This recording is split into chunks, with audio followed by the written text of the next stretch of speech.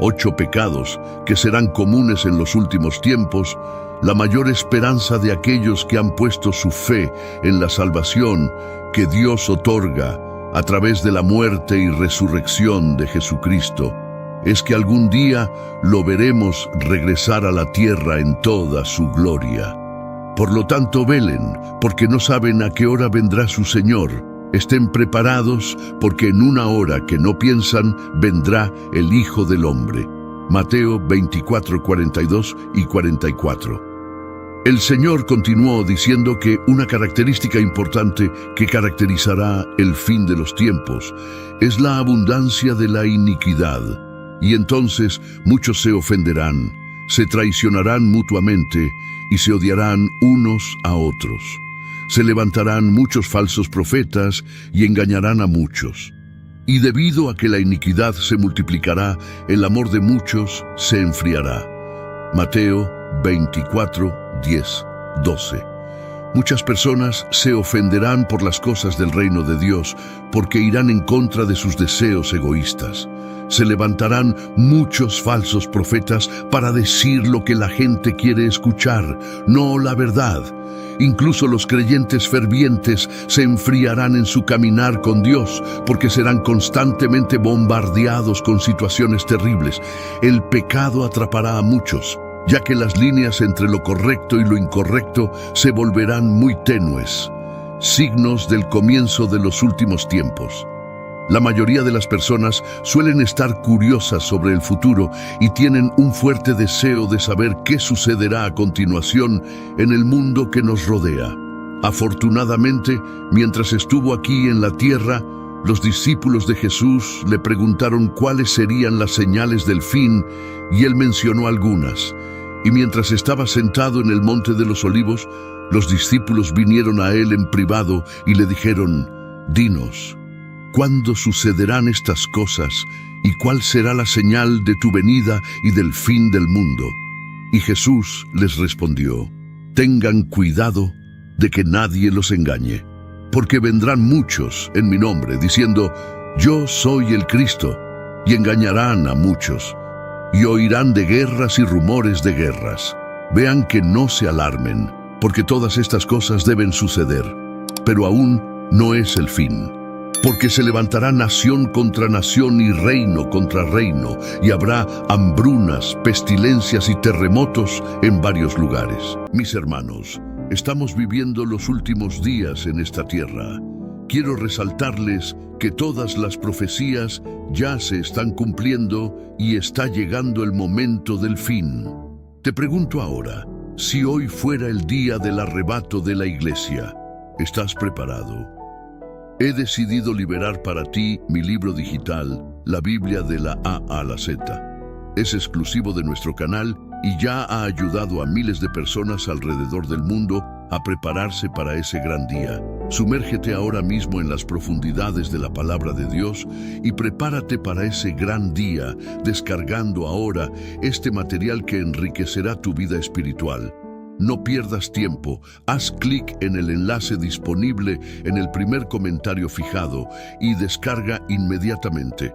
Las unidades son limitadas, por lo tanto, es crucial actuar ahora para asegurar que el acceso a este poderoso material, hazlo ahora antes de que las unidades se agoten. Todo esto es el principio de dolores. Mateo 24, 3, 8. Sin embargo, muchos años después de que nuestro Señor dejara el mundo, Pablo tuvo una revelación de muchos pecados que serán prevalentes en los últimos tiempos, y en su carta a su discípulo Timoteo los señaló. Esto también debes saber, que en los últimos días vendrán tiempos peligrosos, porque los hombres serán amadores de sí mismos, avaros, jactanciosos, soberbios, blasfemos, desobedientes a los padres, ingratos, impíos, sin afecto natural, implacables, calumniadores, incontinentes, fieros, aborrecedores de los que son buenos, traidores, impulsivos, soberbios, amantes de los placeres más que amantes de Dios, teniendo una forma de piedad pero negando su poder. Apártate de tales personas. 2 Timoteo 3:1-5. Podemos agrupar estos pecados en 8 categorías si queremos capturar lo que será común en los últimos tiempos.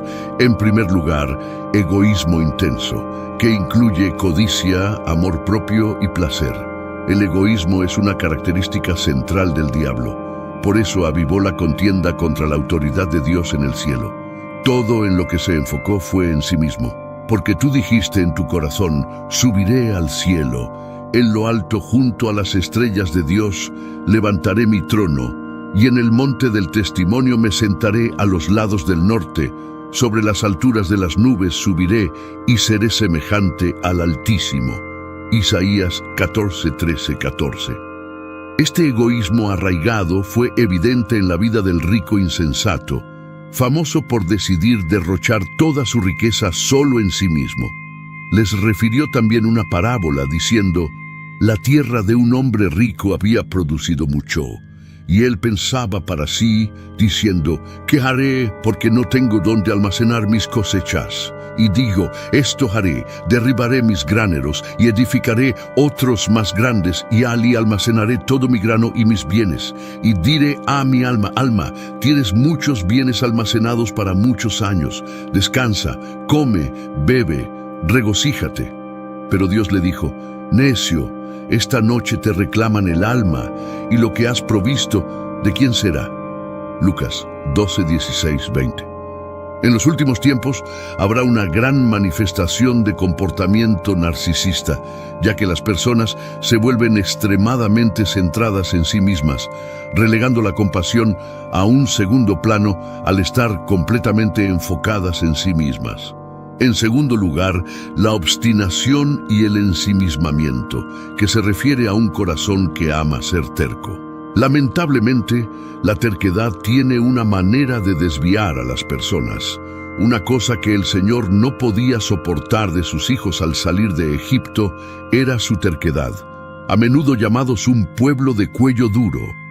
La terquedad es un rechazo deliberado y constante de obedecer las instrucciones de Dios.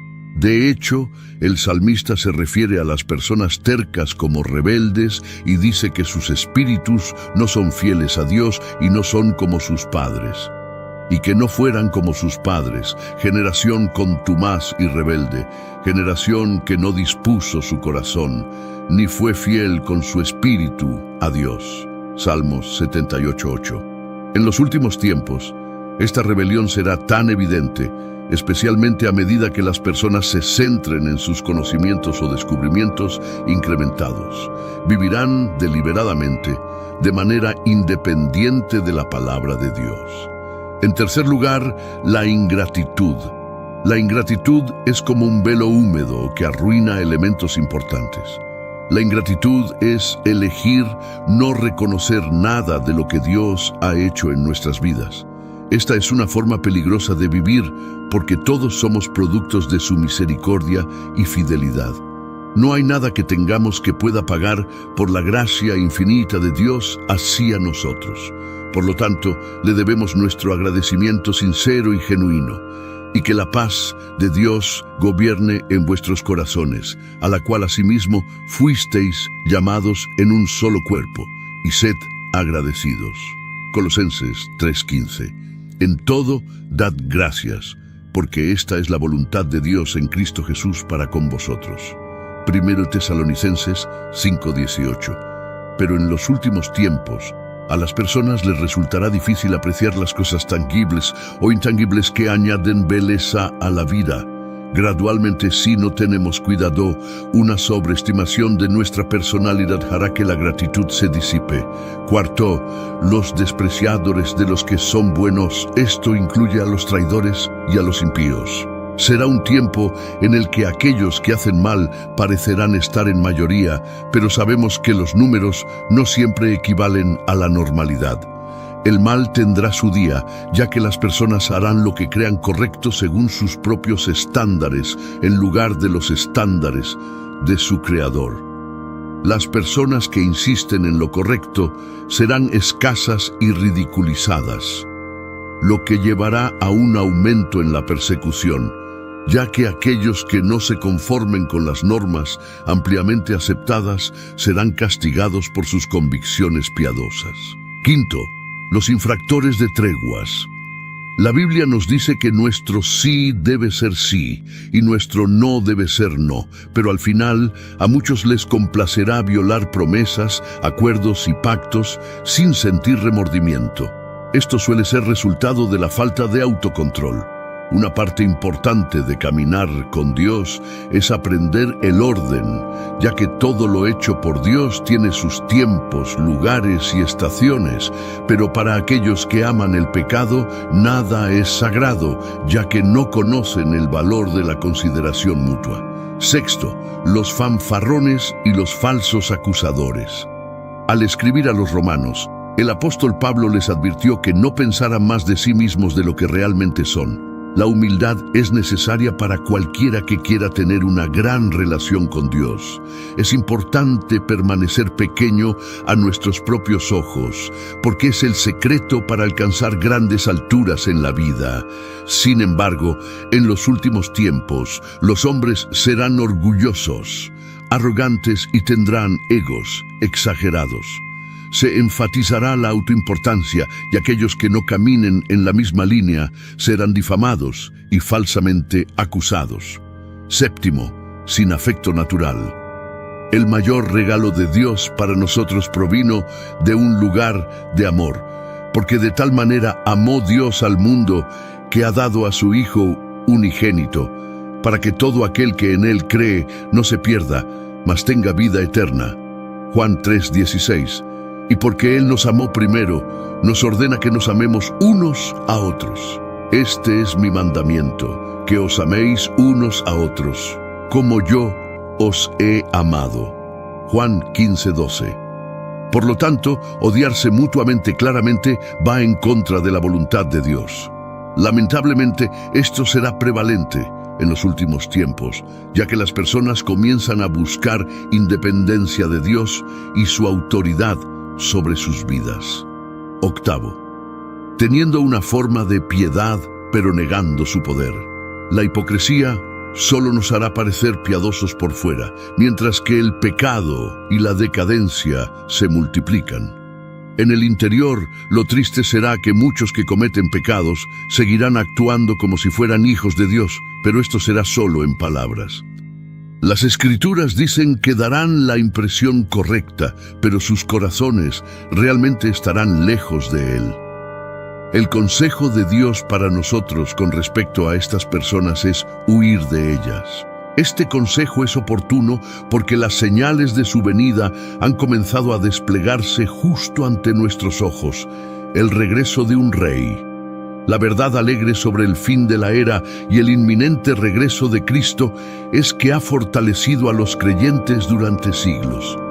De hecho, ha servido como un ancla para aquellos perseguidos por su fe.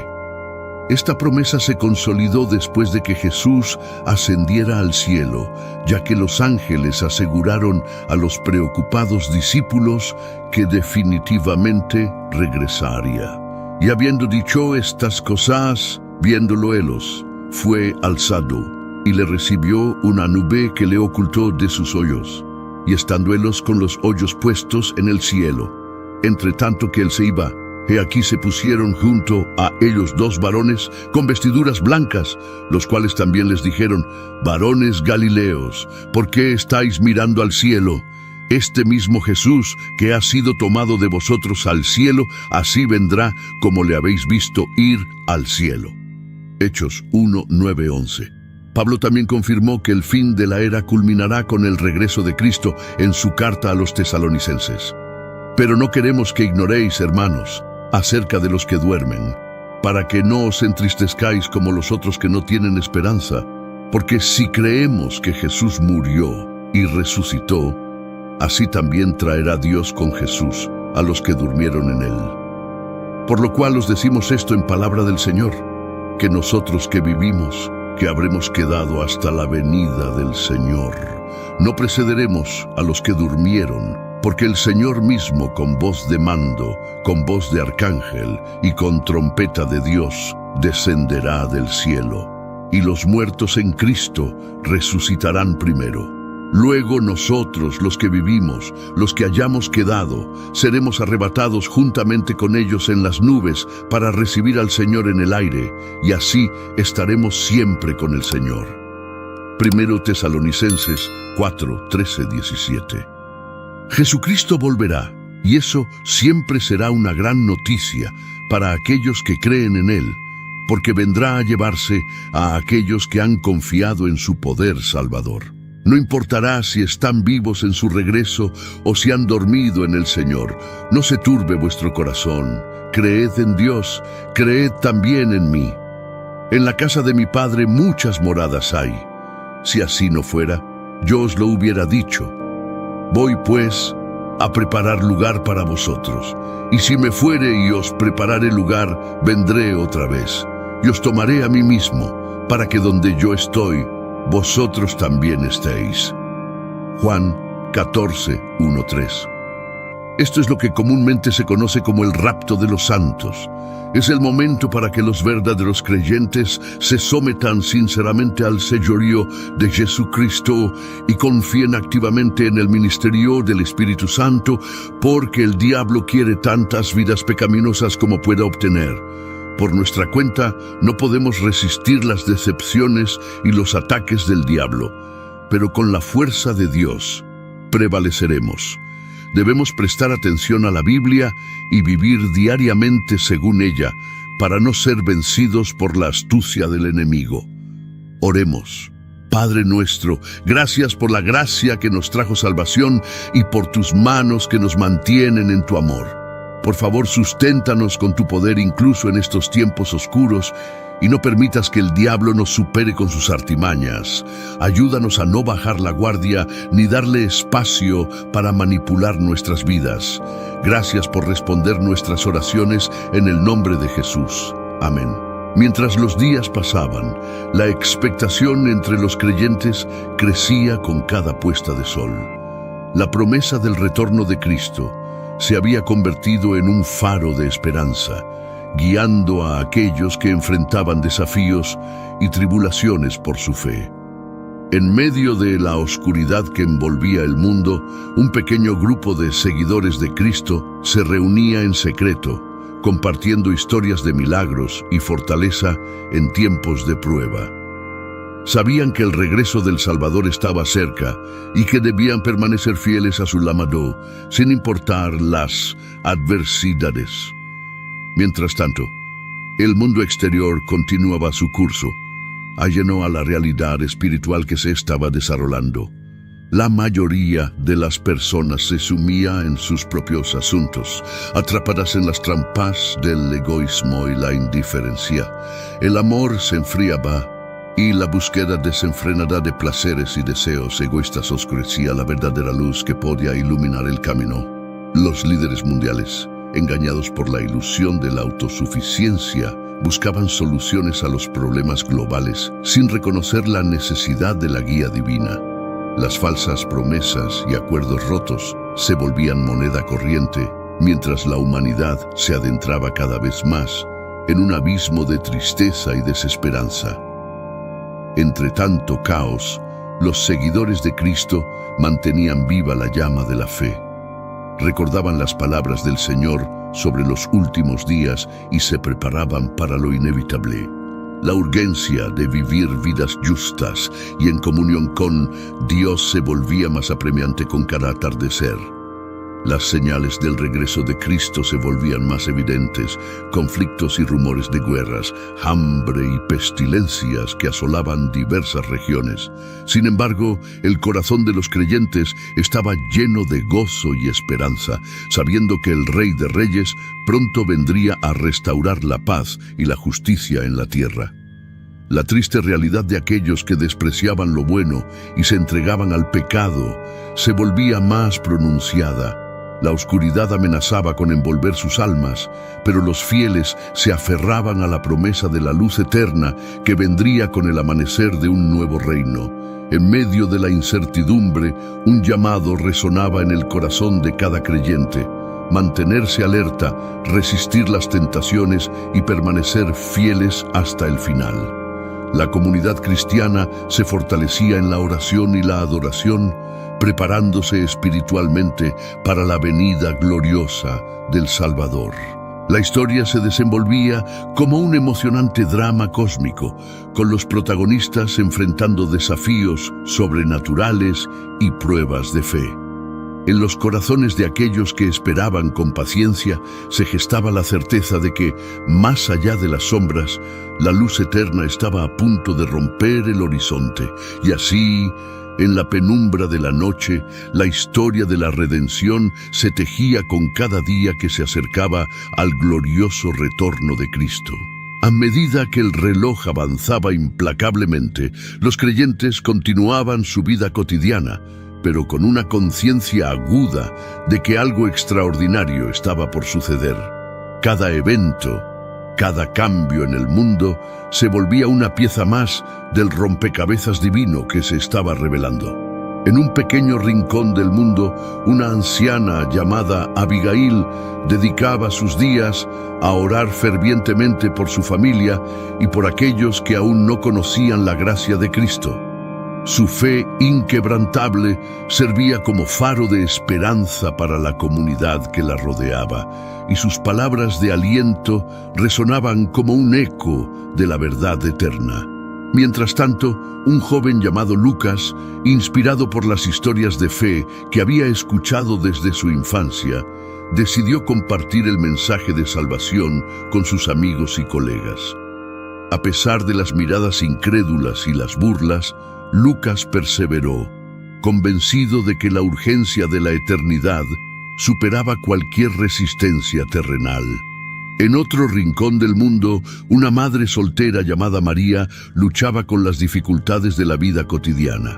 A pesar de las adversidades, su corazón estaba arraigado en la fe, y su devoción a Dios le daba la fuerza para enfrentar cada desafío con gracia y determinación. Las señales del tiempo continuaban manifestándose: terremotos que sacudían la tierra, conflictos que desgarraban naciones enteras y pestilencias que amenazaban la salud de la humanidad. Sin embargo, en medio de la agitación, los creyentes encontraban consuelo en la promesa inmutable de la venida de su Salvador. En una noche estrellada, cuando el mundo yacía sumido en el silencio, algo extraordinario sucedió. En un parpadeo de luz celestial, el cielo se abrió y los fieles fueron arrebatados en un rapto glorioso. Aquellos que habían esperado con paciencia, aquellos que habían resistido la tentación y perseverado en la fe, fueron llevados a la presencia del Rey.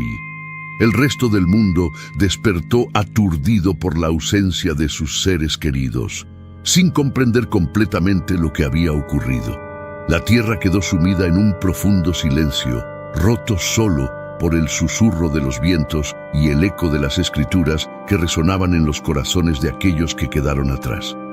A medida que los días se convertían en noches y las estaciones cambiaban sin la presencia de aquellos que habían partido, la humanidad se enfrentó a la realidad de lo que había sucedido. En ese momento crítico, algunos buscaron respuestas en la verdad eterna que se encontraba en las páginas de la Biblia, mientras que otros continuaron en su búsqueda de satisfacción egoísta.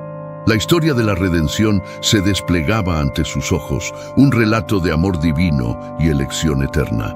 Aunque la oscuridad parecía envolver la tierra, la esperanza persistía en aquellos que habían sido llevados a la presencia de su Salvador.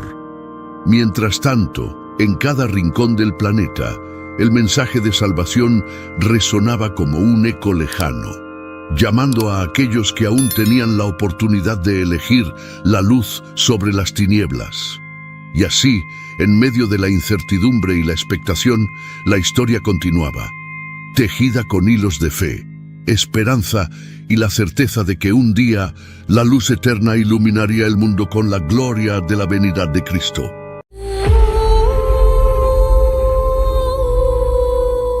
En un mundo en constante cambio, muchos se preguntan acerca de las señales que preceden los últimos tiempos.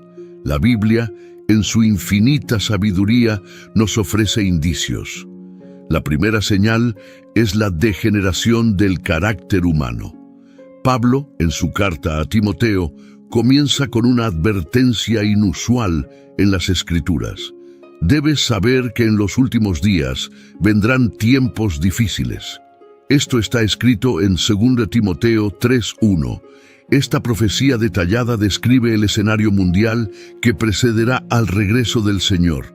Es interesante notar que la lista de pecados mencionada por Pablo es similar a la descripción de los impíos en Romanos 1.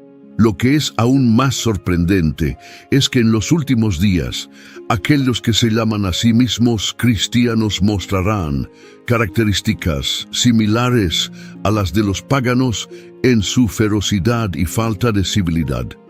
Estos últimos días se refieren al periodo entre la era apostólica y la segunda venida de Cristo. La Biblia amplificada describe a las personas de la siguiente manera: porque los hombres serán amantes de sí mismos, avaros, pretenciosos, soberbios, blasfemos, desobedientes a los padres, ingratos, profanos. 2 Timoteo 3:2-4. Al estudiar estos versículos, nos impacta de inmediato la repetición de la palabra amantes. Por ejemplo, encontramos amantes de sí mismos y amantes del dinero. También leemos sobre amantes de los placeres más que de Dios. En estos versículos, Pablo nos presenta una lista de 18 transgresiones que caracterizarán a la humanidad en los últimos días. Aunque estas condiciones siempre han existido en cierta medida, en las últimas décadas se han intensificado. La sociedad se ha vuelto más egoísta y orgullosa. La palabra orgulloso, por ejemplo, que originalmente tenía un sentido positivo en la literatura griega, adquirió una connotación negativa en el Nuevo Testamento. Lamentablemente, hoy vemos una creciente desobediencia e ingratitud entre los jóvenes hacia sus padres. El término profano describe a alguien que no tiene comunión con Dios, llevando una vida puramente secular, y el término sin amor se refiere a la falta de afecto familiar. La traición, tan común en nuestros días, se ejemplifica en la Biblia a través de la figura de Judas Iscariote. La segunda señal es la apariencia superficial de piedad. Pablo hace una declaración sorprendente acerca de las personas que, a pesar de sus pecados, en la actualidad, muchos mantienen una apariencia externa de religiosidad, mostrando una forma de piedad, pero negando su poder real. Aléjate también de estas personas, como se menciona en 2 Timoteo 3:5. Vivimos en una época en la que muchos se consideran espirituales, pero no se sienten obligados a seguir las enseñanzas bíblicas. Eligen sus creencias como si estuvieran seleccionando ingredientes para una ensalada, tomando un poco de todo sin un compromiso genuino. La responsabilidad de los cristianos en este contexto es alejarse no solo de las ideas, sino también de las prácticas mundanas. A menudo piensan que es suficiente no ser como el mundo, pero olvidan que la compañía que mantienen puede influir en ellos. Como escribió Pablo en 1 Corintios 15:33, no se dejen engañar. Las malas compañías corrompen las buenas costumbres. En resumen, los signos del fin de los tiempos son evidentes y nos rodean.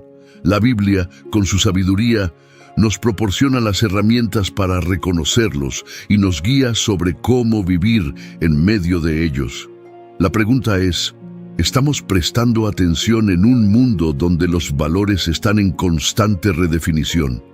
Es esencial aferrarnos a la verdad eterna de las Escrituras y esforzarnos por vivir de acuerdo con sus enseñanzas. Podemos ser una luz en medio de la oscuridad, guiando a otros por el camino verdadero y esperando con alegría y expectativa el regreso de nuestro Salvador. No se engañen, las malas conversaciones corrompen las buenas costumbres, como advirtió Pablo en 1 Corintios 15:33. Él sabía que, incluso en el tiempo de Timoteo, había personas influenciadas por el espíritu de los últimos días. Sin embargo, predijo que esas influencias se intensificarían a medida que nos acercáramos al regreso de Jesús. En otra ocasión, Pablo reitera la idea de que aquellos que se entregan a la inmoralidad y la impureza no heredarán el reino de Dios. La prostitución, la impureza y la avaricia ni siquiera deben mencionarse entre ustedes, como corresponde a los santos. Efesios 5:3. La vida de un creyente, ya sea en público o en privado, debe reflejar la autenticidad de su fe. La inmoralidad y la avaricia no deben ni siquiera ser mencionadas entre los seguidores de Cristo. En cambio, debemos expresar nuestra gratitud a Dios en todas nuestras acciones y palabras. Aquellos que valoran algo por encima de Dios, colocando sus deseos carnales por encima de su voluntad, se están alejando de la verdadera esencia de la fe. La insistencia de Pablo en la depravación carnal era sumamente necesaria en su época, ya que comportamientos ilícitos permeaban todos los aspectos de la sociedad, especialmente en ciudades como Éfeso. Lo que Pablo consideraba inapropiado para los santos, a menudo era aceptado por la cultura de su tiempo. Además, la avaricia y las palabras necias, que a menudo conducen al pecado sexual, también tienen implicaciones que van más allá de su relación con la inmoralidad. Ambos comportamientos reflejan una desconexión con las enseñanzas divinas. Otro signo de los últimos tiempos es la aparición de burladores. La Biblia advierte que en los últimos días aparecerán, como se menciona en 2 Pedro 3:3 y Judas 1:18. Estos burladores cuestionarán la promesa del regreso de Cristo, ridiculizando a aquellos que esperan por ella. Sabed esto primero, que en los postreros días vendrán burladores, andando según sus propias concupiscencias y diciendo: ¿dónde está la promesa de su venida? 2 Pedro 3:4. En su arrogancia, estos burladores creen que todo ha permanecido igual desde la creación. Sin embargo, como cristianos, no debemos sorprendernos por tales burlas. Pedro nos advirtió sobre esto. Cada vez que un burlador niega la verdad de la revelación, solo refuerza nuestra convicción en la verdad que él intenta negar. Estos burladores, impulsados por sus propios deseos, tienen un problema claro con la autoridad de Dios y su palabra. Cuestionan la promesa del regreso de Cristo, argumentando que, a pesar de 2000 años de espera, Él aún no ha regresado.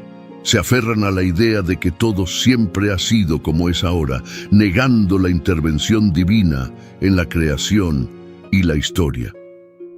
Sin embargo, olvidan a propósito que desde la antigüedad existieron cielos y una tierra unida por agua, constituida por las mismas palabras, y que por esa agua el mundo de entonces fue sumergido y destruido, según se menciona en 2 Pedro 3:5-6.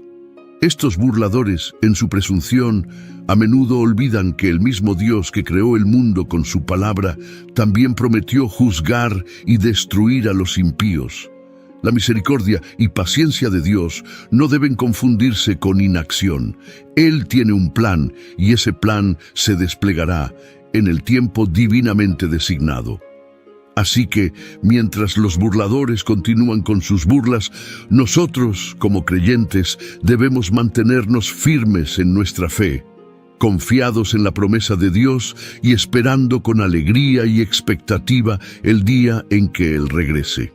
En medio de la agitación e incertidumbre del mundo, la Biblia nos ofrece una perspectiva clara sobre el carácter y los planes de Dios. Muchos se burlan de la idea de un juicio divino, pero argumentan que como nunca han presenciado un evento de gran magnitud, este nunca ocurrirá. Sin embargo, convenientemente olvidan la creación divina y el juicio que Dios trajo sobre la tierra en los días de Noé, porque hace mucho tiempo los cielos y la tierra existían por la misma palabra de Dios. La tierra se formó del agua y a través del agua, y por agua el mundo de entonces fue inundado y destruido, como se menciona en 2 Pedro 3, 5, 6. El diluvio fue una clara demostración de que vivimos en un universo moral donde el pecado no quedará impune para siempre. Jesús, en su sabiduría, usó el diluvio como una analogía para el juicio venidero.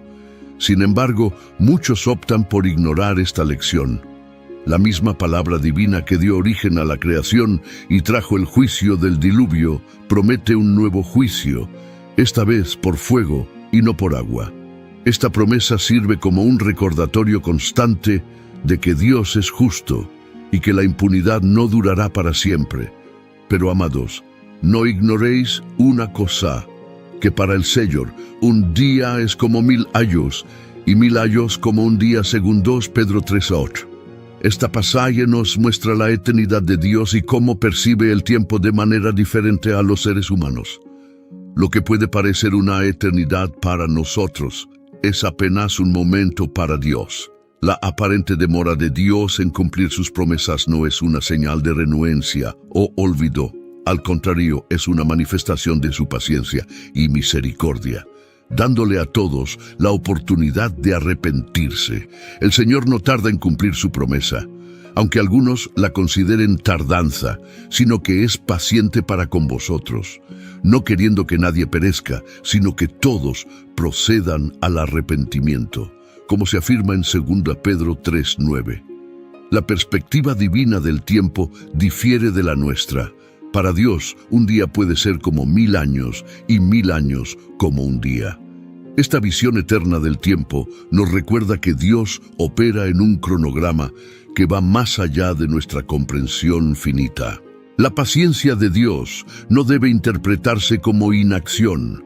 Él tiene un plan divino que se desenvolverá en el tiempo perfecto.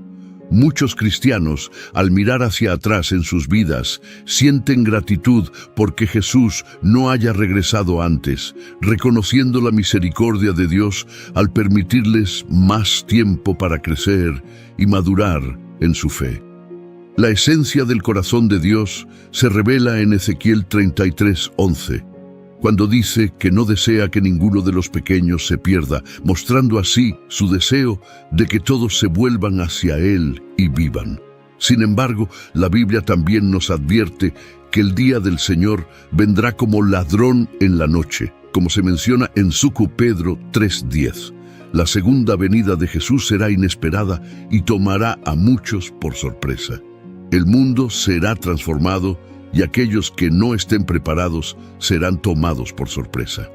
Desde el jardín del Edén, siempre ha habido burladores que ridiculizan las verdades de Dios.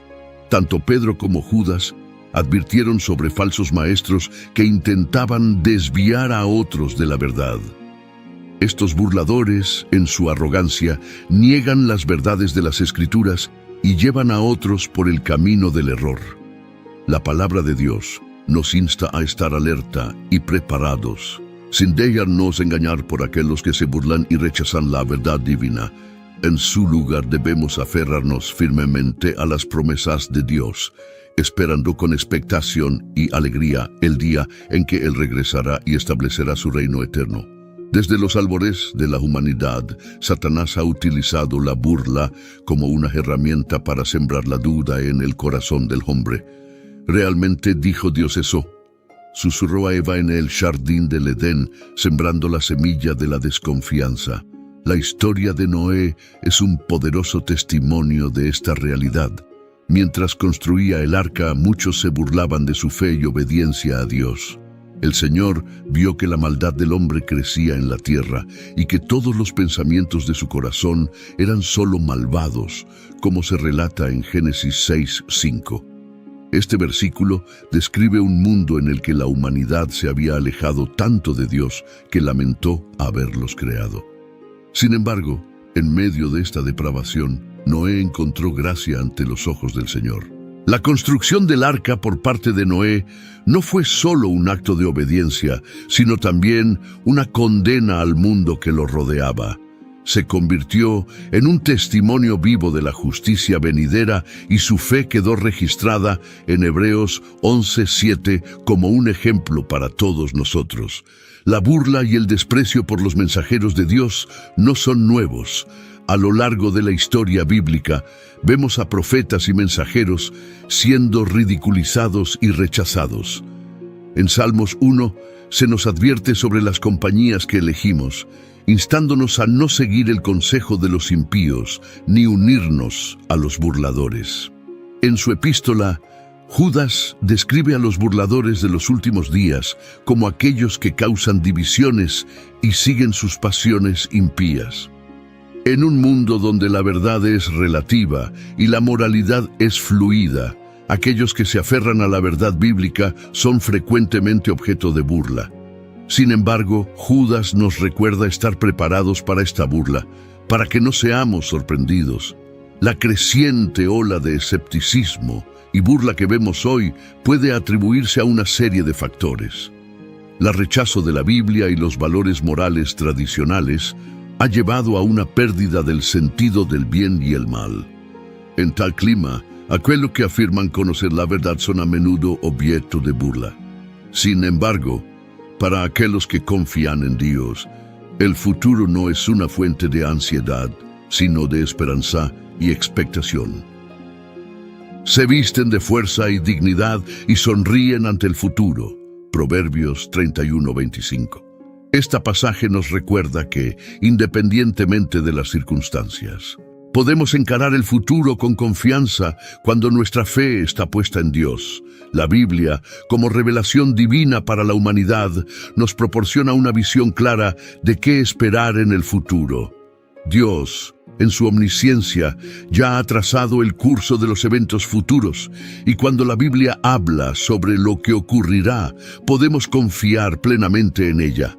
En respuesta a las profecías bíblicas, se nos llama a obedecer, adorar, proclamar y servir. Cada creyente debe esforzarse por cumplir la voluntad de Dios, viviendo una vida que lo honre y glorifique. El rechazo de la Biblia y los valores morales tradicionales ha llevado a una pérdida del sentido de lo correcto y lo incorrecto. En este contexto, aquellos que afirman conocer la verdad a menudo son objeto de burlas. Sin embargo, incluso ante esta creciente ola de escepticismo, hay una luz brillante de esperanza y verdad que nunca se apaga para aquellos que tienen fe. El futuro no es una fuente de temor, sino una promesa de redención y renovación. La Biblia nos asegura que incluso en medio de las tormentas de la vida, Dios está en control y tiene un plan para cada uno de nosotros. Porque yo sé muy bien los planes que tengo para ustedes, dice el Señor, planes de bienestar y no de calamidad, a fin de darles un futuro y una esperanza. Jeremías 29:1. Esta promesa nos recuerda que, sin importar las circunstancias actuales, hay un propósito divino en acción. Dios, en su infinita sabiduría, ya ha trazado el curso de los eventos futuros y cuando la Biblia habla sobre lo que ocurrirá, podemos confiar plenamente en ella con todo nuestro corazón. En respuesta a las profecías bíblicas, se nos llama a llevar una vida de obediencia, adoración, proclamación y servicio. Cada creyente es alentado a vivir conforme a las enseñanzas de Dios, reflejando su amor y gracia. En un mundo donde la verdad es distorsionada y los valores están invertidos, es imperativo que los creyentes se mantengan firmes en su fe. A pesar de la burla y el escepticismo ruidosos, la verdad de Dios resuena más alto y más claro para aquellos que tienen oídos para escuchar. Mientras esperamos el retorno prometido de Cristo, se nos llama a ser luces en este mundo, reflejando la esperanza, el amor y la verdad de Dios en medio de la oscuridad. Cada día es una oportunidad para vivir conforme a la voluntad de Dios, para testimoniar su bondad y para preparar nuestros corazones para el día en que Él regresará para reclamar a sus hijos. Así que, en medio de las burlas y desafíos de este mundo, debemos aferrarnos firmemente a la promesa de Dios, encontrando alegría y propósito en cada momento y mirando con expectativa y esperanza hacia el futuro glorioso que Él ha preparado para aquellos que lo aman. Si buscas prosperidad y plenitud en todas las áreas de tu vida y deseas aprender cómo la fe y la sabiduría bíblica pueden transformar tu relación con el dinero y llevarte hacia una vida más próspera, el libro Prosperidad con Dios te brindará una guía inspiradora y práctica para iniciar un viaje hacia la verdadera riqueza. Descubre cómo fortalecer tu fe en Dios y ponerla en acción, logrando contentamiento, éxito financiero y una vida abundante. Accede al enlace en los comentarios y sumérgete en este libro lleno de enseñanzas valiosas. Prepárate para una lectura transformadora que te guiará hacia una vida de prosperidad basada en tu conexión con el Creador. No pierdas la oportunidad de descubrir el verdadero significado de la prosperidad.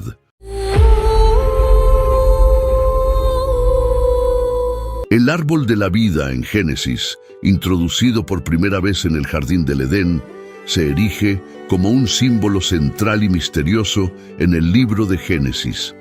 En Génesis 2:9 se relata: «Y Jehová Dios hizo nacer de la tierra todo árbol delicioso a la vista y bueno para comer, asimismo el árbol de la vida en medio del huerto». Este árbol, distinto de los demás en el jardín, ocupa un lugar especial en la narrativa bíblica. No es solo parte de la asombrosa belleza del Edén, sino también un símbolo de la intención de Dios para la inmortalidad, la vida eterna y el bienestar atemporal de la humanidad. El árbol de la vida, por lo tanto, no es simplemente una entidad física, sino también una representación de la abundante provisión de Dios y la posibilidad de vida eterna. Se extiende al concepto de inmortalidad y la provisión divina, siendo un testimonio de la vida que Dios tenía prevista para Adán y Eva, una vida sin muerte, en perfecta armonía con su entorno y su Creador. La presencia de este árbol en el jardín del Edén significa que la inmortalidad estaba al alcance de la humanidad, ofrecida como un regalo de Dios. Este árbol representa más que simple sustento. Simboliza una vida sostenida por lo divino, una vida que va más allá del ámbito físico. Esto se vuelve aún más evidente al considerarlo en el contexto de la caída del hombre. La narrativa de la desobediencia de Adán y Eva, que condujo a su destierro del jardín, está estrechamente vinculada al árbol de la vida. La historia de la desobediencia de Adán y Eva y su expulsión del jardín del Edén, que incluía el árbol de la vida, es un momento clave en la historia de la creación según la Biblia. Destaca temas de tentación, desobediencia y pérdida de bendiciones divinas. En el jardín del Edén, según se describe en el libro de Génesis, Dios colocó a Adán y Eva en medio de árboles, incluyendo el árbol de la vida y el árbol del conocimiento del bien y del mal. Dios les ordenó, como se menciona en Génesis 2, 16, 17, que podían comer libremente de todos los árboles del jardín, pero del árbol del conocimiento del bien y del mal no debían comer, porque el día que lo hicieran, seguramente morirían. El árbol de la vida permaneció en el jardín como símbolo de vida eterna. Sin embargo, la serpiente, descrita como la más astuta de todos los animales salvajes, tentó a Eva a comer del fruto del árbol del conocimiento del bien y del mal. Eva sucumbió a la tentación, comió el fruto y luego lo compartió con Adán, que estaba con ella. Este acto quebrantó la regla de Dios, según se menciona en Génesis 3:6. Como resultado de su desobediencia, los ojos de Adán y Eva se abrieron a su desnudez, señalando la pérdida de la inocencia y el inicio de la conciencia moral. Dios, al descubrirlo, su desobediencia trajo consigo juicios sobre la serpiente, Eva y Adán, incluyendo los dolores del parto y el trabajo arduo en la tierra para sustentarse. De manera más significativa, en Génesis 3:22-23, Dios dijo: «He aquí el hombre ha venido a ser como uno de nosotros, conociendo el bien y el mal. Ahora pues, para que no alargue su mano y tome también del árbol de la vida, y coma, y viva para siempre». Por lo tanto, el Señor Dios lo expulsó del jardín del Edén. Este acto de destierro del jardín del Edén significó que Adán y Eva ya no tenían acceso al árbol de la vida. Esta medida señaló la negación del fácil acceso a la vida eterna y la comunión ininterrumpida con Dios que habían disfrutado. Así, el árbol de la vida, una vez al alcance en la belleza del Edén, se convirtió en un símbolo lejano de lo que se perdió debido a la desobediencia. Permaneció como un recordatorio de la vida que podría haber sido si hubieran permanecido obedientes al mandato de Dios. La historia del pecado de Adán y Eva y su posterior destierro del árbol de la vida es una narrativa fundamental sobre las consecuencias de la desobediencia y la pérdida de la comunión divina. Los querubines y el árbol de la vida, seres angélicos mencionados varias veces en la Biblia, jugaron un papel crucial después de que Adán y Eva fueron expulsados del jardín del Edén. Dios colocó querubines y una espada llameante que giraba para custodiar el camino hacia el árbol de la vida. Génesis 3:24. Así, Dios expulsó al hombre y colocó al este del jardín del Edén a los querubines y la espada con hoja centelleante que giraba en todas direcciones para proteger y resguardar el acceso al árbol de la vida. Los querubines son la primera jerarquía angélica que aparece en la Biblia, inmediatamente después de la caída de Adán y Eva. Después de la gran caída, Adán y Eva no podían esperar justicia, vida y felicidad bajo el primer pacto que habían hecho con Dios, ya que estaba irremediablemente roto y no se podía obtener ningún beneficio de él. Este es el último mencionar históricamente el jardín del Edén en la Biblia. Dios asignó un destacamento de querubines con el deber específico de custodiar. A Adán se le prohibió acercarse al árbol de la vida por la fuerza o astucia, ya que nadie puede superar a un ángel en guardia. Estamos a 3 capítulos en la Biblia y aquí nos encontramos con el gran propósito de estos ángeles. Es realmente fascinante reflexionar sobre la emoción que debe haber llenado a Adán al ver por primera vez a los querubines en la historia humana. Imagina su sorpresa y asombro al contemplar a estos magníficos seres celestiales. Sería un encuentro impactante para Adán, ya que los querubines eran seres como nada que hubiera visto antes. La visión de los querubines habría sido una experiencia que cambiaría la vida de Adán, dejando una impresión indeleble en su percepción del mundo que lo rodea. Experimentó Adán un sentido de asombro y reverencia al contemplar la gloria y majestuosidad de los querubines, o sintió temor y miedo al no saber qué esperar de estas criaturas de otro mundo. Es posible que su corazón estuviera lleno de una mezcla de ambas emociones mientras luchaba por comprender la magnitud de lo que estaba presenciando. Independientemente de las emociones que Adán pudo haber sentido, una cosa es segura: la visión de los querubines debe haber sido una experiencia verdaderamente inolvidable que cambió para siempre su comprensión del universo. Es increíble pensar que un evento tan trascendental ocurrió hace tanto tiempo, y sin embargo, el impacto de ese encuentro aún se puede sentir hasta el día de hoy. No se menciona en la Biblia que los querubines fueron designados para mantener a Adán y a sus descendientes alejados del árbol de la vida por toda la eternidad. Los querubines fueron designados para evitar que Adán y Eva accedieran al árbol de la vida de la misma manera que lo hacían antes de pecar. A pesar de que Adán anhelaba regresar al jardín del Edén, los querubines le recordaban que él había quebrantado la ley de Dios. En el Nuevo Testamento, Jesús no habla directamente sobre el árbol de la vida de la misma manera en que se presenta en el Antiguo Testamento o en el libro de Apocalipsis. El árbol de la vida, en el contexto de las enseñanzas de Jesús, es más metafórico y está vinculado a los conceptos de vida eterna y alimentación espiritual, que son temas centrales en sus enseñanzas. Jesús a menudo hablaba en parábolas y utilizaba metáforas para transmitir verdades espirituales más profundas. Por ejemplo, en Juan 15:1-5 Jesús dice: «Yo soy la vid verdadera y mi Padre es el labrador. Yo soy la vid, vosotros los pámpanos. El que permanece en mí y yo en él, este lleva mucho fruto, porque separados de mí nada podéis hacer».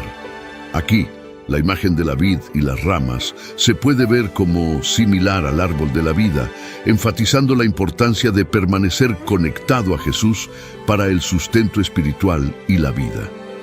Aunque Jesús no hable explícitamente del árbol de la vida, los temas asociados con él, como la vida eterna, el alimento espiritual y la importancia de una relación profunda y sostenida con Dios, están impregnados en sus enseñanzas. En sus historias y enseñanzas, Jesús utilizaba ejemplos con significados similares al árbol de la vida, subrayando la idea de vivir para siempre y encontrar la verdadera felicidad espiritual al creer en Él y permanecer estrechamente conectado a Jesús. En el libro de Apocalipsis, el único lugar en el Nuevo Testamento donde se menciona el árbol de la vida, la frase tiene un significado cósmico y espiritual. Se hace una promesa en Apocalipsis 2:7 de que aquel que venza comerá de este árbol, que se dice que está situado en el paraíso de Dios. Este árbol fantástico se presenta en la nueva tierra. A lo largo del mundo hay incontables ciudades que ofrecen su propio encanto y belleza única, cada una con su conjunto de atracciones y significado cultural. A pesar de esto, hay una ciudad que ocupa un lugar especial en nuestros corazones, una a la que siempre esperamos regresar al final de cualquier viaje. Esta ciudad es un lugar de comodidad y familiaridad, donde sentimos un sentido de pertenencia y paz. Curiosamente, suficientemente, la palabra ciudad se menciona 11 veces a lo largo del libro de Apocalipsis, específicamente en los capítulos 21 y 22. Estas referencias no son meramente figuras retóricas, sino más bien una clara indicación de un lugar real que se está describiendo.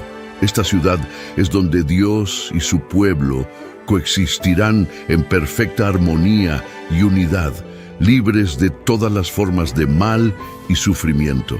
Es un lugar de esperanza y promesa, un verdadero paraíso que espera a todos aquellos que creen en la palabra de Dios. Y porque viviremos en esa ciudad con nuestros cuerpos físicamente resucitados, necesitaremos una ciudad física para vivir. No es un lugar fantástico, no es solo una idea, es un lugar real, la ciudad del cielo, Jerusalén. A lo largo de la historia, los humanos han tenido un anhelo profundo por un lugar al que llamar hogar, una ciudad que encarne sus valores y creencias. Este deseo de una ciudad se puede rastrear hasta tiempos antiguos, como se ejemplifica en la historia bíblica de Abraham.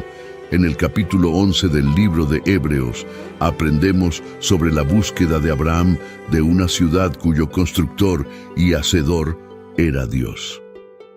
La Nueva Jerusalén es una ciudad que está en el cielo, según Apocalipsis 21:2, que dice: «Entonces vi la santa ciudad, la Nueva Jerusalén, que descendía del cielo, de Dios, preparada como una novia adornada para su esposo». Aquí vemos que esta santa ciudad ya estaba preparada y descendía del cielo, y la frase «preparada» implica que la Nueva Jerusalén ya había sido completada en este momento. La ciudad santa será aquella en la que no se pronunciará ninguna mentira en 100 millones de años. Ninguna palabra maliciosa será pronunciada. Ninguna transacción comercial turbia será discutida. Ninguna imagen impura será vista. Ninguna corrupción de la vida se manifestará. Será santa porque todos en ella serán santos. No se puede ingresar a la ciudad santa a menos que se nazca de nuevo y se haya ido al cielo. El cielo es el lugar de la ciudad santa. Además de ser una ciudad santa, la Biblia dice que es un lugar donde las puertas están hechas de perlas. Esto no es algo que inventamos, no es folclore. Está directamente de la Biblia. Apocalipsis 21, 12, 21. La muralla masiva y alta tenía 12 grandes puertas, y en las puertas estaban estacionados 12 ángeles, y en las puertas estaban escritos los nombres de las 12 tribus de los hijos de Israel. En el lado este había 3 puertas, en el norte 3 puertas, en el sur 3 puertas, y en el oeste 3 puertas. La muralla de la ciudad tenía 12 piedras fundamentales, y en ellas estaban escritos los nombres de los 12 apóstoles del Cordero. La ciudad está diseñada como un cuadrado, con una longitud igual a su anchura, y se midió con una vara de oro. La ciudad es transparente, como cristal claro. La muralla estaba construida de jaspe, y la ciudad era de oro puro, transparente como cristal claro. Las piedras fundamentales de la muralla estaban adornadas con todo tipo de piedras preciosas. La primera piedra fundamental era jaspe, la segunda zafiro, la tercera calcedonia, la cuarta esmeralda, la quinta sardónica, la sexta sardio, la séptima crisólito, topacio amarillo, la octava berilo, la novena topacio, la décima crisoprasa, la undécima jacinto y la duodécima amatista. Las 12 puertas eran 12 perlas, cada puerta individual era de una sola perla, y la calle, llamada ancha, de la ciudad era de oro puro, transparente como cristal claro. Cuando la Biblia dice que esta ciudad refleja luz, no es por ninguna combustión material, no es por el consumo de combustible. La luz del mundo viene del Cordero mismo, y Él será la luz de la ciudad en ese momento. No es de extrañar que Pablo describiera nuestro futuro de esta manera en 1 Corintios 2:9, diciendo: cosas que el ojo no vio, ni el oído oyó, ni han entrado en el corazón del hombre, todo lo que Dios ha preparado para aquellos que lo aman. Tendremos el privilegio de disfrutar del fruto del mismo árbol que proporcionó nutrición a Adán y Eva, los primeros seres humanos. Este fruto estará disponible para nosotros libremente, indicando la bendición de ese tiempo. Apocalipsis 2:7. Quien venza al mundo a través de creer que Jesús es el Hijo de Dios, recibirá el privilegio de comer del fruto del árbol de la vida, que está en el paraíso de Dios.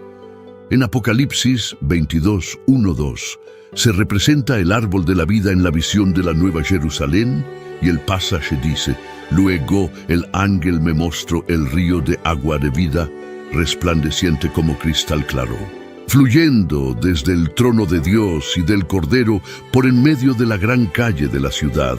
A cada lado del río se encontraba el árbol de la vida, que llevaba 12 cosechas de frutas, dando su fruto cada mes. Las hojas del árbol son para la sanidad de las naciones. Esta explicación crea la imagen de un árbol que siempre da vida y está lleno de frutas, tiene poderes curativos y está junto a un río muy claro que proviene del trono de Dios. El árbol de la vida en Apocalipsis representa la vida física, la restauración espiritual y la vida eterna. Su reaparición en el último libro de la Biblia simboliza la completa restauración de lo que se perdió en Edén, marcando el fin de la maldición del pecado y la muerte. El árbol simboliza el vínculo interminable entre Dios y las personas, representando la vida eterna que Dios otorga a aquellos en la Nueva Jerusalén. La ubicación del árbol de la vida en la Nueva Jerusalén, la ciudad celestial, es realmente importante. Se encuentra a ambos lados del río de la vida. que fluye directamente desde el trono de Dios. Esto muestra cuán central y significativo es el árbol de la vida en esta ciudad especial hecha por Dios. Esta disposición refleja la accesibilidad y la abundancia del árbol, sugiriendo que la vida que ofrece está libremente disponible para todos en la ciudad, lo que nuevamente indica la provisión inagotable y la presencia de Dios. El árbol de la vida se describe como dando 12 tipos de frutas, produciendo una nueva cosecha cada mes. Esta naturaleza continua de dar frutos ilustra la abundancia interminable y la diversidad de las provisiones de Dios. Además, se dice que las joyas del árbol son para la curación de las naciones, lo cual no es solo físico, sino que representa la reconciliación y restauración de todos los pueblos, una curación de las divisiones y heridas que han torturado a la humanidad a lo largo de la historia. En general, la representación del árbol de la vida en Apocalipsis 22:1-2 es rica en imágenes. Representa la culminación del plan de Dios para la restauración y la vida eterna, destacando prominentemente en la Nueva Jerusalén. Sus propiedades continuas de dar frutos y curar simbolizan una abundancia interminable de vida y reconciliación, marcando el cumplimiento de la promesa de Dios de vida eterna y comunión inquebrantable con Él. La Biblia comienza con la descripción de un árbol de la vida, y ahora vemos el árbol de la vida nuevamente. Es un poco difícil imaginar este escenario pintoresco en nuestras mentes. Es posible que cuando Juan habla de una gran calle, se refiera a una que tiene un río corriendo por el medio y que haya un gran árbol o una serie de árboles que crecen con sus raíces a ambos lados del río. La reaparición del árbol de la vida indica la completa restauración de todas las cosas.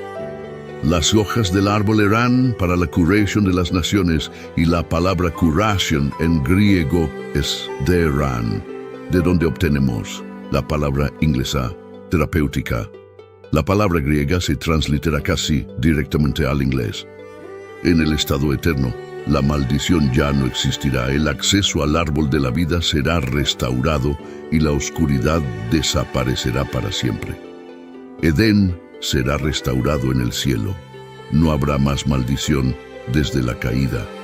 El hombre y la creación han vivido con los efectos de la maldición descrita en Génesis 3, pero en el nuevo cielo y la nueva tierra desaparecerán para siempre. En lugar de la maldición, el trono de Dios y del Cordero estará en ella, lo que representa un interesante intercambio. El cielo será donde el pueblo de Dios pueda seguir sirviéndole y trabajando para Él. Por otro lado, esto representa la pura bienaventuranza del servicio en lugar del trabajo laborioso manchado por la maldición. El cielo será un lugar donde el pueblo de Dios podrá ver la cara de Dios, un lugar donde podrán tener una comunión cercana y personal con Dios. Aunque Moisés no tuvo la oportunidad de ver la cara de Dios cara a cara, todos los que lleguen al cielo eventualmente podrán hacerlo. Éxodo 33, 20, 23. El cielo será un lugar donde el pueblo de Dios se identificará con su Dios, y nunca habrá dudas sobre si pertenecen o no a Él. El cielo es un lugar de luz. La luz no proviene de una fuente artificial, ni siquiera del sol, sino que la luz proviene del mismo Dios. El cielo será un lugar donde el pueblo de Dios disfrutará de un reinado eterno, en contraste con la duración limitada del milenio, que durará indefinidamente. Una vez más, los seres humanos obtendrán su fuerza y vitalidad de este árbol. El árbol no solo dará una cosecha, sino 12 en total. El fruto no es simplemente para ser admirado, sino para ser consumido.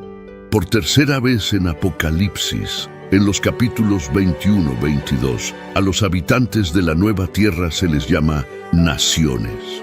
Las naciones no serán eliminadas, sino curadas. Dado que no experimentaremos dolor ni enfermedad en el cielo, ¿cuál es el propósito de las hojas para la curación? Quizás al igual que el fruto del árbol, tengan propiedades que sostengan o mejoren la salud, brindando a las personas la capacidad de mantenerse saludables y llenas de energía. En Génesis 2, el árbol de la vida se menciona 3 veces. En Apocalipsis se menciona 4 veces, con 3 de esas menciones ocurriendo en el capítulo final. Se nos ha informado que el árbol de la vida actualmente se encuentra en el paraíso. La nueva Jerusalén misma también será bajada en el presente cielo. El árbol de la vida y todo será colocado en la nueva tierra. Apocalipsis 21:2. La presencia del árbol de la vida sugiere una provisión sobrenatural de vida, ya que Adán y Eva consumieron el fruto. El Creador proporcionó a Adán y Eva el diseño para vivir eternamente, pero para lograrlo, presumiblemente necesitaban alimentarse del árbol de la vida. Una vez que pecaron, fueron expulsados del jardín, desconectados del árbol y sujetos a la muerte física, así como habían experimentado la muerte espiritual. Desde Edén, la muerte ha sido la fuerza dominante en toda la historia. Por otro lado, en la nueva tierra, tendremos una vez más acceso sin restricciones al árbol de la vida. Es importante destacar que no se hace referencia a un árbol del conocimiento del bien y del mal para poner a prueba. Vemos el árbol de la vida en el libro de Apocalipsis. El objetivo principal no era revelar un cronograma de eventos futuros, sino preparar a las personas para lo que sucedería. Se otorgan varios premios a aquellos que perseveran: el derecho a comer del árbol de la vida en el paraíso de Dios, nunca ser heridos por la segunda muerte, comer del maná oculto y recibir una piedra blanca con un nuevo nombre secreto, tener autoridad para gobernar las naciones, sentarse con Jesús en su trono, vestirse de blanco y convertirse en una columna en el templo de Dios llevando su nombre, y nunca abandonarlo. Por encima de todo y más allá de todo, al creyente que supera, se le promete un lugar en el nuevo cielo y la nueva tierra, teniendo la presencia de Dios por siempre jamás. Es una perspectiva gloriosa. El árbol de la vida en Cristo se ve a menudo como un símbolo de Jesucristo. Este simbolismo se deriva de la conexión entre el árbol que ofrece vida en Edén y Cristo, que ofrece vida eterna a través de su sacrificio. Como dice Cristo en Juan 15:5, yo soy la vid, ustedes son las ramas. El que permanece en mí y yo en él, ese lleva mucho fruto, porque separados de mí nada pueden hacer. Aquí, Cristo se compara a sí mismo con un árbol que da vida, destacando la conexión entre el árbol de la vida y su papel como fuente de vida y nutrición espiritual. El árbol de la vida está estrechamente vinculado al tema de ser salvado y redimido. Después de la caída del hombre, el acceso al árbol de la vida está restringido, ilustrando la separación entre la humanidad y Dios debido al pecado. En Apocalipsis 22:14 se afirma: bienaventurados aquellos que lavan sus ropas, para que tengan derecho al árbol de la vida y puedan entrar por las puertas a la ciudad. Este pasaje conecta el árbol de la vida con la redención ofrecida a través de Cristo, sugiriendo que a través de él recuperamos el acceso a la vida y las bendiciones originalmente destinadas en Edén. El árbol de la vida actúa como un puente narrativo entre el libro de Génesis y el libro de Apocalipsis, resumiendo la gran historia de la Biblia. Aparece por primera vez en Génesis, en la perfección de Edén, y vuelve a aparecer en Apocalipsis, en la restaurada y perfecta Nueva Jerusalén. Esta última representación del árbol de la vida no solo representa la restauración de lo que se perdió en Edén, sino también el cumplimiento último del plan de Dios para la salvación y la vida eterna a través de Cristo. El árbol de la vida, tal como se representa en la Biblia, tiene un legado perdurable que va más allá del tiempo y la narrativa, conectando el principio y el final de la historia bíblica. su primera aparición en el perfecto jardín de Edén, Génesis 2:9, y su revelación final en la ciudad celestial de la Nueva Jerusalén, Apocalipsis 22:1-2, enmarcan la narrativa bíblica, ofreciendo un hilo cohesivo de provisión y presencia divina. El árbol de la vida se erige como un poderoso testimonio del plan eterno de Dios para la humanidad, representando no solo la continuidad de la vida y la gracia divina, sino también la restauración y el cumplimiento de sus promesas. Este símbolo perdurable que ofrece curación y vida eterna refleja la historia principal de la Biblia, un camino desde el principio de todo hasta la salvación, mostrando el amor constante e interminable de Dios y su cuidado por las personas. El viaje bíblico del árbol de la vida en el Antiguo Testamento sirve como un símbolo profundo de la provisión y presencia de Dios. Inicialmente, en Génesis 2:9, es un árbol literal en el jardín de Edén que representa la vida en las bendiciones de Dios. Sin embargo, a medida que avanza la narrativa, su presencia se vuelve más simbólica, reflejando la sabiduría, la vida y el sustento que provienen de Dios. Por ejemplo, en Proverbios 3:18, la sabiduría se describe como un árbol de vida para aquellos que la abrazan, aquellos que la retienen serán bendecidos. Esta metáfora amplía la importancia del árbol más allá de Edén. En los libros poéticos de Salmos y Proverbios, el árbol de la vida se utiliza como símbolo o imagen para representar el buen comportamiento, la sabiduría y la vida. En Salmos, los justos son comparados con un árbol plantado junto a corrientes de agua, Salmo 1:3, resonando con las cualidades dadoras de vida del árbol de la vida. Proverbios utiliza la metáfora del árbol de la vida para representar la sabiduría y la plenitud. Por ejemplo, en Proverbios 11:30 se afirma que el fruto del justo es un árbol de vida y el que es sabio salva vidas. Aquí, el árbol ilustra no solo la vida, sino también la naturaleza nutricia y sostenible de la sabiduría y la rectitud. Curiosamente, el árbol de la vida está notablemente ausente en eventos y profecías bíblicas importantes. Por ejemplo, durante el Éxodo, las travesías en el desierto e incluso en los principales libros proféticos como Isaías, Jeremías y Ezequiel, no hay mención directa del árbol. Esta ausencia se puede ver como representativa en sí misma, reflejando la distancia entre la humanidad y la vida divina y las bendiciones que el árbol ilustra. La falta de su presencia en narrativas de exilio y sufrimiento podría significar el aislamiento espiritual y cuán lejos estamos de la vida perfecta en Edén, donde todo estaba en armonía con lo que Dios proporcionaba. El viaje bíblico del árbol de la vida no es solo una narrativa cronológica, es un viaje espiritual y metafórico, desde un árbol literal en Edén hasta un símbolo de sabiduría y rectitud en Salmos y Proverbios. Su presencia y ausencia en la Biblia hablan mucho sobre la relación de la humanidad con Dios, la vida y la sabiduría. El árbol de la vida se erige como un recordatorio interminable de la provisión de Dios, un símbolo de sustento espiritual y una metáfora de la búsqueda de la rectitud y la sabiduría. Oremos, Padre Celestial. Al reflexionar sobre la última vez que vemos el árbol de la vida en la Biblia, nos llena de esperanza y asombro. Este árbol, como símbolo de vida eterna y tu amor interminable, nos recuerda el paraíso que has prometido.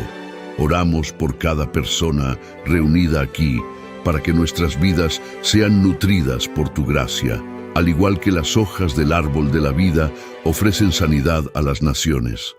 Que crezcamos en comprensión, amabilidad y compasión, arraigados profundamente en tu palabra y tu amor. En momentos de desafío e incertidumbre, que esta visión de la vida eterna contigo sea nuestra luz y consuelo guía. Ayúdanos a buscar tu presencia en todo lo que hacemos, confiando en tus promesas y caminando en el camino que nos has trazado.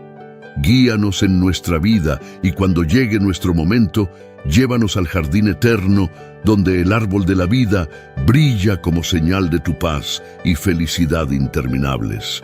En tu santo nombre oramos. Amén.